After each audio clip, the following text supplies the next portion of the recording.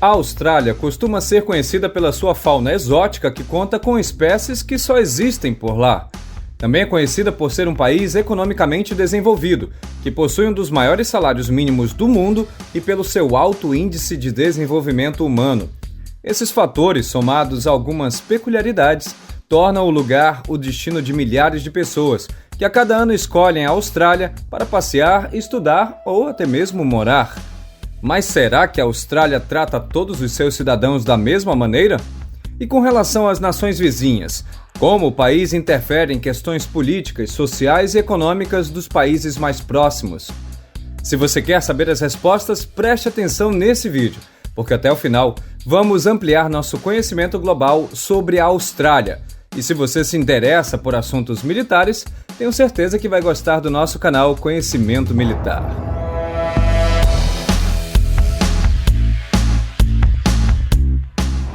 Muitos podem pensar que o continente da Oceania é totalmente ocupado pela Austrália, e até certo ponto faz sentido. Com uma superfície que ocupa mais de 85% do continente, a Austrália é obviamente o maior país da região e também a grande potência local.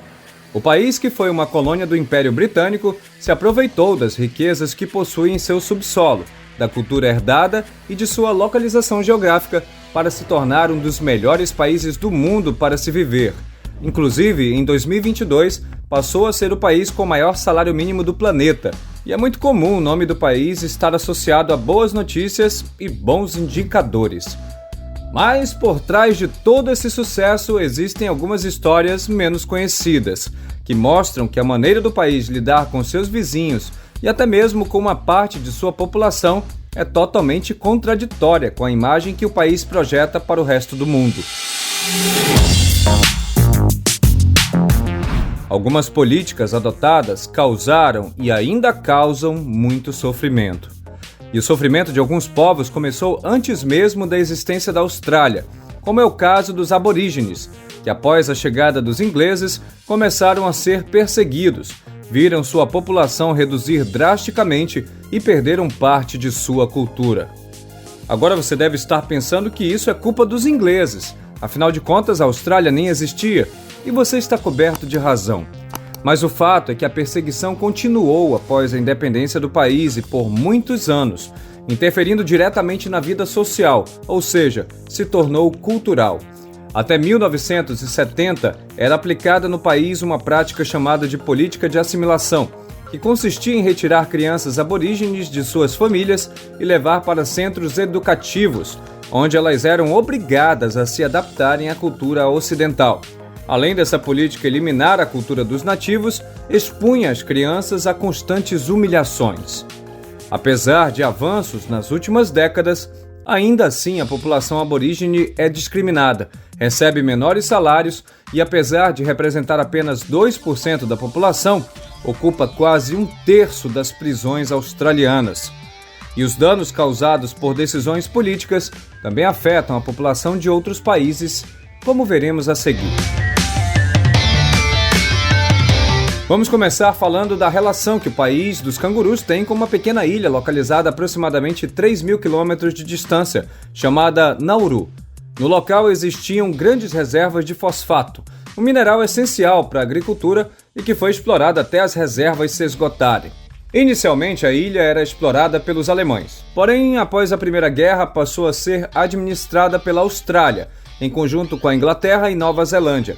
O consórcio aumentou vertiginosamente a área de mineração da pequena ilha e espremeu a população em uma pequena parte do país. Nauru, por fim, conseguiu sua independência em 1968, porém a maior parte das reservas já haviam sido exploradas, e apesar do começo promissor, o país faliu algumas décadas depois. E a dificuldade para uns é oportunidade para outros.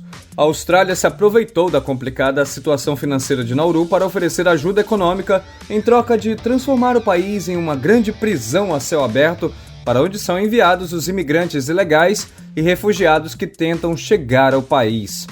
Existem várias denúncias de violações de direitos humanos na ilha, inclusive crianças eram mantidas presas. A situação melhorou um pouco quando o caso foi denunciado. Com a repercussão negativa, o país deixou de manter crianças presas, porém Nauru ainda segue sendo uma prisão australiana. Outro envolvimento polêmico da Austrália em assuntos de um país vizinho aconteceu em 1975, quando o país apoiou a invasão da Indonésia no Timor-Leste. Esse pequeno país, que ocupa uma parte da ilha de Timor, foi uma colônia portuguesa durante séculos e conseguiu sua independência em 1975. Porém, a liberdade durou pouco, bem pouco mesmo. Em apenas alguns dias, o país foi invadido pela vizinha Indonésia e a ocupação, que durou até a virada do século, provocou a morte de mais de 200 mil timorenses, um verdadeiro genocídio.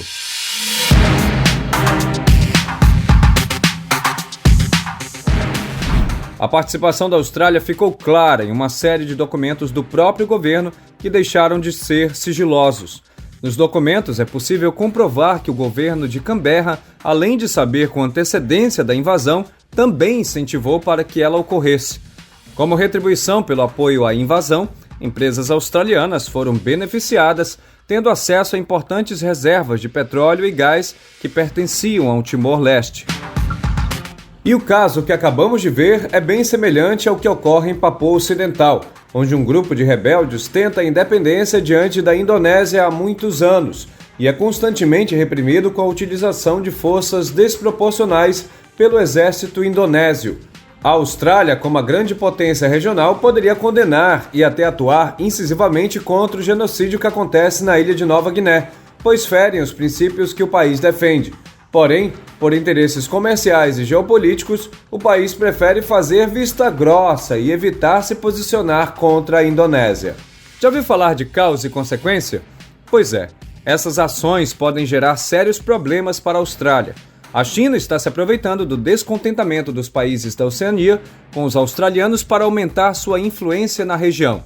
Apresentando-se como um parceiro sincero e confiável, os chineses estão conseguindo firmar acordos na região que estão preocupando tanto os australianos quanto seu principal aliado, os Estados Unidos.